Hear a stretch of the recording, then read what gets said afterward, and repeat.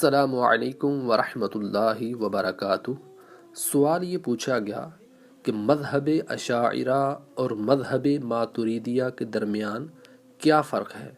تو اس حوالے سے گزارش یہ ہے کہ اشاعرہ اور ماتریدیہ یہ دونوں ہی اہل سنت والجماعت کے مشہور و معروف مذہب ہیں، اور ان کا آپس میں اکثر اصول پر اتفاق بھی ہے۔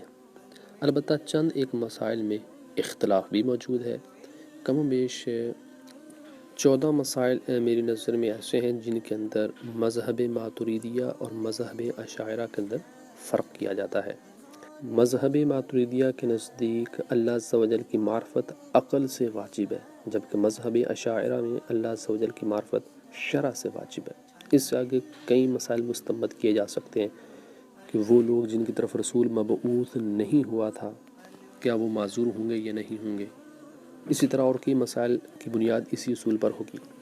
نمبر 2، اللہ تبارک و تعالیٰ کی صفت ارادہ اور محبت و رضا میں ماتریدیہ فرق کرتے ہیں، یعنی کام اللہ عز و جل کے ارادے سے تو ہوتا ہے مگر اللہ عز و جل اس پر راضی نہیں ہوتا، جیسے کفر ہے، گناہ ہے، جبکہ اشاعرہ ارادہ، رضا، محبت سب کو ایک ہی چیز تسلیم کرتے ہیں، اس میں فرق نہیں کرتے۔ نمبر 3، اشیاء میں حسن و قبح عقلی ہے، جبکہ اشاعرہ اشیاء میں حسن و قبح عقلی نہیں بلکہ شرعی مانتے ہیں۔ نمبر 4، ماتریدیہ کے نزدیک اللہ عز و جل کے افعال حکمت سے خالی نہیں ہیں، جبکہ اشاعرہ اللہ عز و جل کے افعال کو معلل بالاغراض نہیں مانتے۔ نمبر 5، ماتریدیہ کے نزدیک اللہ عز و جل کا کلام نفسی غیر مسموع ہے، جبکہ اشاعرہ اس کو کلام مسموع مانتے ہیں۔ اگرچہ مذہب اشاعرہ کے اندر بھی کچھ افراد ایسے ہیں جو ماتریدی موقف کے قائل ہیں۔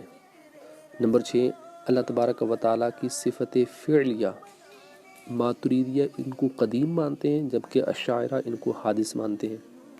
نمبر 7، تکوین اللہ تبارک و تعالیٰ کی صفت ہے، ماتریدی اس صفت کو مانتے ہیں جبکہ اشاعرہ اس صفت کو اللہ تعالیٰ کے لیے نہیں مانتے بلکہ وہ ارادہ اور قدرت ہی کو تسلیم کرتے ہیں۔ نمبر 8، ماتریدیہ تکلیف ما لا یطاق اور تحمیل ما لا یطاق کے اندر فرق کرتے ہیں، یعنی تکلیف ما لا یطاق ماتریدیہ کے نزدیک جائز نہیں ہے اور تحمیل ما لا یطاق جائز ہے، جبکہ اشاعرہ کے نزدیک تکلیف ما لا یطاق ہو یا تحمیل ما لا یطاق ہو دونوں ہی کو جائز قرار دیتے ہیں۔ نمبر 9، ماتریدیہ کے نزدیک مطیع بندے کو عذاب میں مبتلا کرنا عقلاً جائز نہیں ہے، جبکہ اشاعرہ عقلاً بھی مطیع کے لیے عذاب کو ممکن جانتے ہیں۔ نمبر 10، مقلد فی الاصول کا ایمان صحیح ہے، یہ مذہب ماتریدیہ ہے، جبکہ اشاعرہ کا مذہب اس کے اپوزٹ ہے کہ مقلد کا ایمان صحیح نہیں ہے۔ نمبر 11، ماتریدیہ کے نزدیک سعید کا شقی ہونا اور شقی کا سعید ہونا یہ جائز ہے، یعنی سعادت شقاوت میں بدل جائے یا شقاوت سعادت میں بدل جائے یہ جائز ہے، جبکہ اشاعرہ کے نزدیک سعادت و شقاوت جو کس کے لیے لکھ دیا گیا اس میں تبدیلی نہیں ہو سکتی۔ نمبر 12، ماتریدیہ استطاعت کی دو قسمیں کرتے ہیں، ایک استطاعت قبل الفعل اور ایک استطاعت مع الفعل، جبکہ اشاعرہ استطاعت مع الفعل ہی کے قائل ہیں، استطاعت قبل الفعل کا کوئی وجود ان کے نزدیک نہیں ہے۔ اس طرح نمبر 13 جو فرق بیان کیا جاتا ہے کہ نبی کے لیے مرد ہونا ضروری ہے، یہ ماتریدیہ کے نزدیک ہے، جبکہ اشاعرہ کے نزدیک عورت کی طرف بھی وحی ممکن ہے، جیسے حضرت موسیٰ علیہ السلام کی والدہ کی طرف وحی کی نسبت کی گئی۔ اور نمبر 14 کہ بندوں کے افعال کا خالق اللہ عز و جل ہے اور بندہ کاسب ہے۔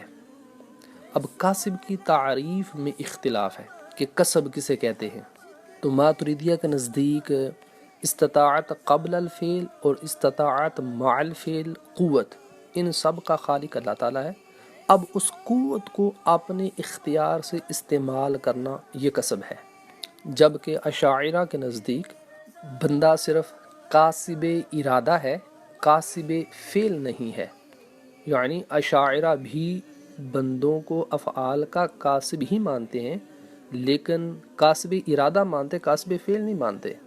اس کو اگر ثمرہ اختلاف اس کو بھی یوں بیان کیا جائے تو گویا کہ ماتریدیہ کے نزدیک اصل فعل میں مؤثر اللہ تعالیٰ کی قدرت ہے اور صفت فعل میں مؤثر بندے کی قدرت ہے، تو یوں وہ فعل گویا کہ دو قدرتوں کے تحت وقوع پذیر ہوتا ہے، جبکہ اشاعرہ کے نزدیک وہ ایک ہی قوت سے، ایک ہی قدرت سے وجود میں آتا ہے اور اللہ تعالیٰ کی تخلیق سے ہے، بندہ اس میں کوئی مؤثر وغیرہ نہیں ہوتا۔